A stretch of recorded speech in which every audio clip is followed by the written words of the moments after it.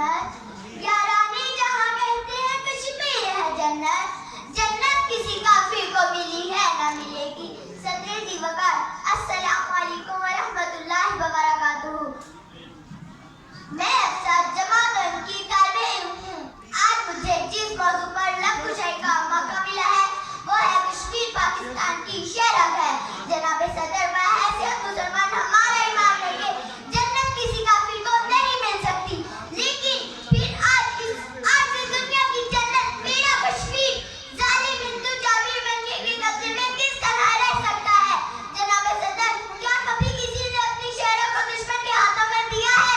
यकीनन आपका जवाब ना में होगा, लेकिन फिर आज मुझे ये पूछने का हक दीजिए कि पानी कौम कायदे-आज़म मोहम्मद अली जिन्ना, जिन्होंने कश्मीर को पाकिस्तान की शहरग करार दिया, वो आज काफिरों की गिरफ्त में क्यों है? जिस कौम ने इस जिंदा हकीकत को न पाया, जिस कौम ने इस जिंदा हकीकत को न पाया, उस कौम का खुर्शीद बहुत जल्द हुआ है। सदर अली वकार, मैं और आप आज इस पुरमसरत माहौल में बैठकर इस जन्नत नज़ीर कश्मीर की बात कर रहे हैं, जिसके मजलूम वासी अपनी सांसें गिन गिन कर ले रहे हैं। मेरी नजरें जब हंसते मुस्कुराते तलवा पर पड़ती हैं तो मुझे वो कमसिन कश्मीर तालिबे इल्म याद आ जाते हैं, जो अपनी किताबों और बस्तों से रोज इस उम्मीद पर धूल साफ करते हैं कि शायद कल वो भी स्कूल जाएंगे।